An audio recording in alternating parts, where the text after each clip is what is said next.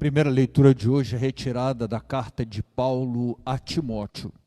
Diferente daquelas cartas que nós acompanhamos até fruto da passagem de Paulo por algumas cidades onde ele fundou comunidades, por exemplo, a cidade de Corinto.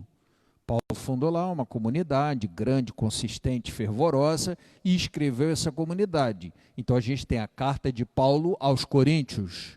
Paulo passou por Éfeso, ali também constituiu uma grande comunidade e depois escreveu essa comunidade. É a carta de Paulo aos Efésios. E assim acontece, por exemplo, em Filipos, aí Paulo escreve aos filipenses, cristãos da cidade de Filipos. Alguns textos de Paulo não são destinados a comunidades, mas às pessoas. Algumas pessoas que têm uma função estratégica dentro de uma comunidade.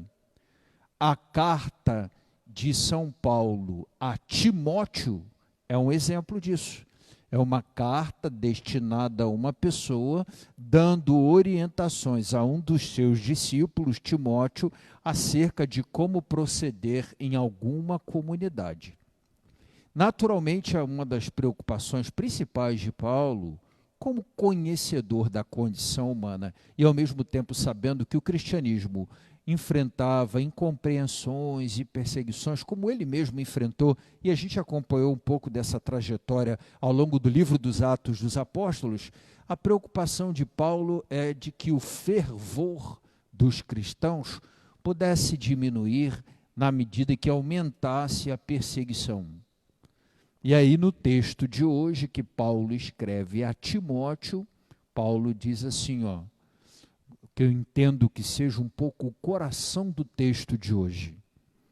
Paulo diz a Timóteo: eu vos exorto, eu peço, eu clamo, insisto, para que você mantenha viva, acesa, a chama da fé.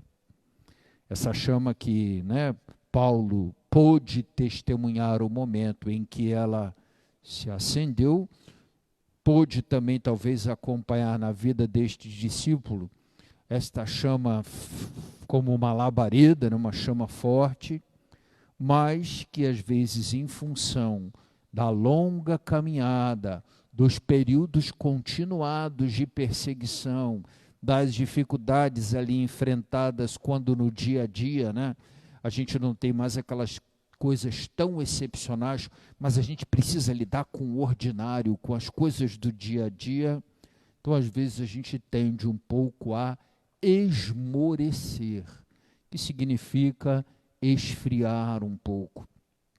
É uma dinâmica que a gente percebe em diversas realidades de nossa vida, A gente começa, às vezes, um curso lá em cima, no meio do curso a gente está no meio, no fim do curso a gente está na raça.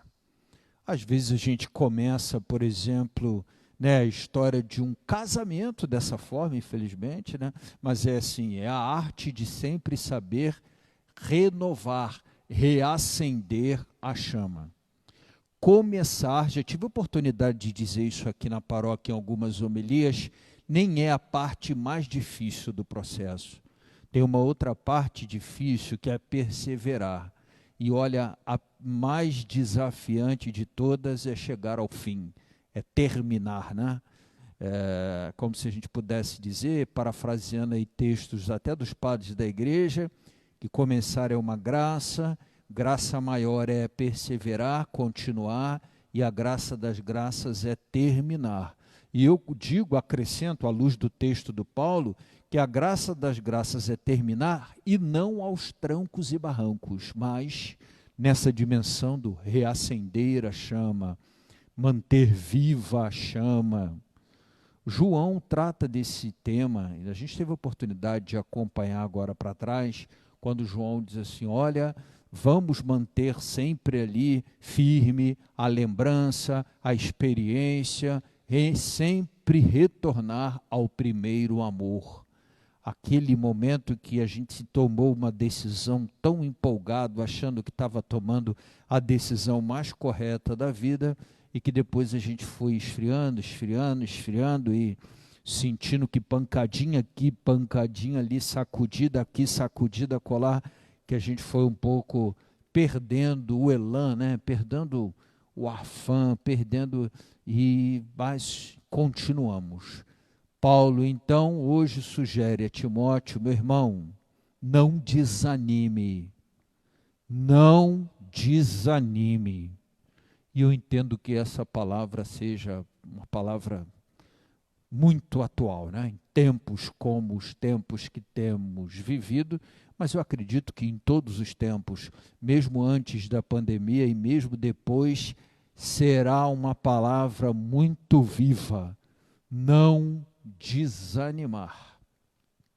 O evangelho de hoje, Jesus está diante de mais uma armadilha, uma arapuca, que certamente tinha as tantas arapucas enfrentadas por Jesus. Amanhã, no texto de amanhã do evangelho, a gente vai lidar com uma outra arapuca armada para Jesus, mas a arapuca de hoje é aquela história absurda apresentada pelos saduceus, que não acreditavam na ressurreição, dizendo a Jesus, olha, a lei de Moisés está aí, a nossa lei civil tem que cumprir. Segundo a lei de Moisés, está dito que se uma mulher fica viúva, sem descendentes, que o irmão, né, do falecido deve se unir àquela mulher e dar filhos à mulher. Bom, a história hipotética e absurda é de uma mulher que matou 7 irmãos, né? Ela casou com os 7 e eles foram todos morrendo. Eu imagino que ali pelo 3º a turma já não tinha muita vontade, né? Mas ia cumprindo a lei de Moisés e foi cumprindo a lei de Moisés. Aí a história absurda termina o seguinte, por fim a mulher morre, né? E aí eles perguntam a Jesus, e de quem ela vai ser esposa na vida eterna? Porque os saduceus não acreditavam em vida eterna. Para eles morreu, né? Não havia uma clareza, uma teologia, um conteúdo de fé acerca de uma vida pós-morte, né? Vida póstuma. Para eles era morreu, mais ou menos assim, né? Os judeus eles tinham algumas noções, o que eles chamavam de Sheol, que era o lugar do descanso dos justos, tal, ou que depois se traduziu lá na nossa profissão de fé com o termo mansão dos mortos. Mas não era a ideia de uma vida póstuma, uma vida eterna, uma vida que tem uma relação de continuidade com viver ou não na graça esta vida para experimentar salvação, ressurreição na outra. Nada disso era parte da fé dos saduceus. E Jesus, primeiro, respondeu assim, de uma maneira bastante, assim, vamos dizer assim, não deu uma cutucada tão forte. Jesus foi um pouco diplomático, disse assim, bom, vocês não conhecem a Escritura diz que seremos como anjos, ninguém vai se dar em casamento a ninguém, né? Jesus sugere, não haverá união carnal na vida eterna, não haverá então esse tipo de vinculação. Jesus está falando de coisas mais profundas, né? Da nossa condição material humana, que é tal, o que significa o corpo glorioso, como será essa ressurreição, não esse corpo que é um corpo que tende à corrupção, mas um corpo glorificado. Mas Jesus sugeriu essas noções, mas já deixou claro para eles da seguinte forma, de maneira bem prática, olha, ninguém vai se dar em casamento na vida eterna, ela não vai ser esposa de ninguém, ninguém vai ser marido dela, porque na vida eterna as coisas funcionam e são um outro plano espiritual e não material. Mas Jesus, embora aí já tivesse resolvido o problema, aproveitou para mexer um pouquinho nas questões deles, no fundamento da fé da ressurreição que não havia para eles. Jesus diz assim, olha, quando vocês se referem a Deus, o credo histórico de vocês é assim, nosso Deus é o Deus de Abraão, Deus de Isaac, Deus de Jacó, Deus dos patriarcas. Se é essa consciência que vocês têm do Deus de vocês, o que vocês têm a se dizer acerca de Abraão, de Isaac e de Jacó, dos patriarcas? É que eles morreram e pronto, acabou? Saco preto e acabou? Quer dizer, é nesses termos? Vocês acreditam, por exemplo, que no fundamento da fé de vocês está exatamente ali a presença de 3 histórias que terminam no sepulcro?